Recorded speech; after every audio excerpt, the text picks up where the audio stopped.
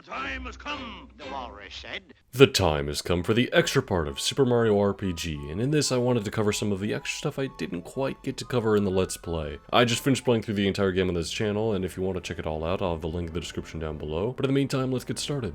Now, I can't show off everything. Some of it I just didn't have the time to do, and some of it I actually did during the Let's Play. For example, finding the lazy shell items, which I did in this part here.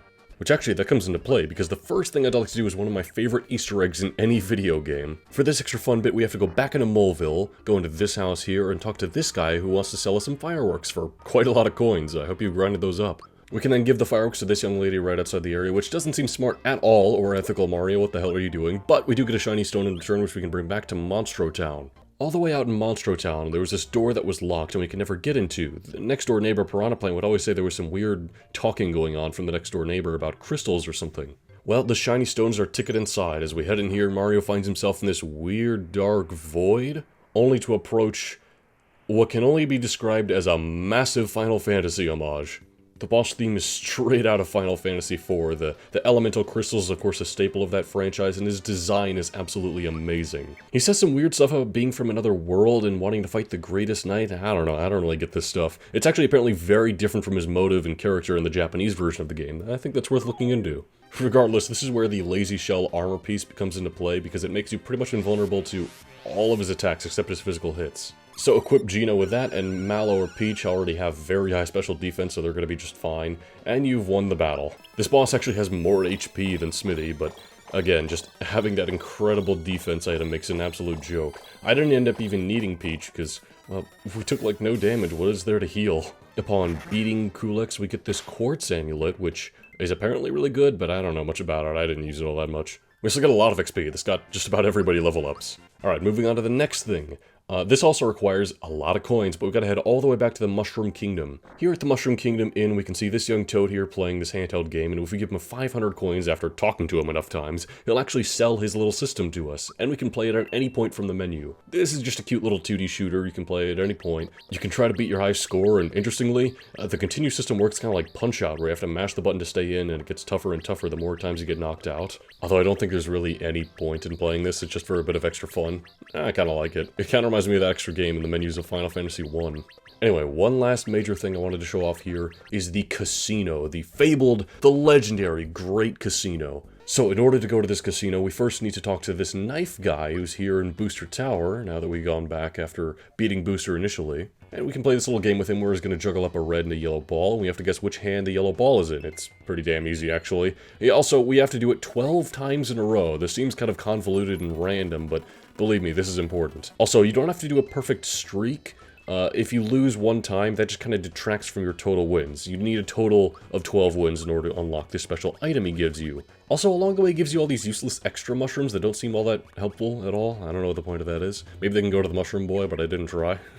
This item he gives us is a pass to the secret casino, although you may ask yourself, where is this casino? Well, this is even the most convoluted part of all. We have to go back to the Bean Valley, which is already kind of a maze of a place, so looking for secrets in this area isn't exactly standard, per se. But we need to go into this area where there's the formation of 5 pipes surrounding here, wait for the Flying Shy Guy to water the top plant so that he can then fight the plant and go on inside, and then down here, after fighting these chain jumps, Mallow made short work of them, we then have to jump in this corner and hear the sound cue, and that's supposed to tell us, oh, jump again. And then somehow you're supposed to figure, just jump again, and then suddenly a hidden block appears, or a hidden platform. This is just so convoluted. I don't know if there's dialogue somewhere in the game that tells you about this, but even if there is, it seems so out of the way, doesn't it?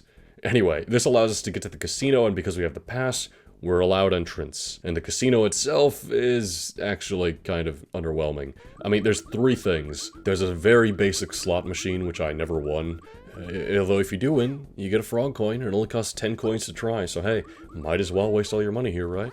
Then there's blackjack, which I usually love blackjack, and this is fine. It's kind of poorly presented, if you ask me. You know, it's all in just dialogue boxes instead of having any visual representation going on there. And hey, if you win, you get a frog coin at least. But if you fail, you actually lose a frog coin, so it's kind of risky. You better hope you pull some good cards. And I don't think any card counting methods work here in this game. And the last thing is that if you talk to the main guy great over and over again, eventually he'll give you this extra little game, look the other way. Basically, he's going to look a direction, you got to look the other way. It's about as simple as that. It's complete luck of the draw. I happen to win a couple of times, and again, he rewards you with, like, shitty mushrooms. It honestly seems kind of underwhelming that this casino that's so mythical and convoluted to get to is just kind of underwhelming, but I guess since they made it so hard to get to, they didn't want to put too much development time into it. But hey, in the late 90s, this sort of thing got people talking, you know? Oh, did you hear there's a secret casino in Mario RPG, just along the same lines of, oh, did you hear there's a Mew under the truck in Pokemon? And I love that sort of thing. It's sadly been lost to time. And I'll always appreciate that in Super Mario RPG. In fact, there's a lot to appreciate that I didn't quite get to talk about in this series, or even in this extra part. Like all the cameos, for example. Sometimes when you stay at particular inns, like at the Rose Town Inn here, I just woke up and Link was in the bed nearby, with a little sound cue that plays if you talk to him. And there's even more little fun references than that. There's so much to appreciate about Super Mario RPG, so many things to find.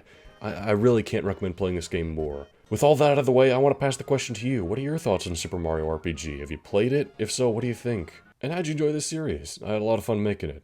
Well, anyway, that's all for now. I'll be seeing you for more videos throughout the week, including the Soul Lock finale. I hope you're looking forward to that. Actually, that's going to be in the Saturday Night's Alright channel. I'll make sure to have the link in the description of this video, as well as in the video I upload on that day. But with all that out of the way, thanks so much for watching, and have yourself a very good day.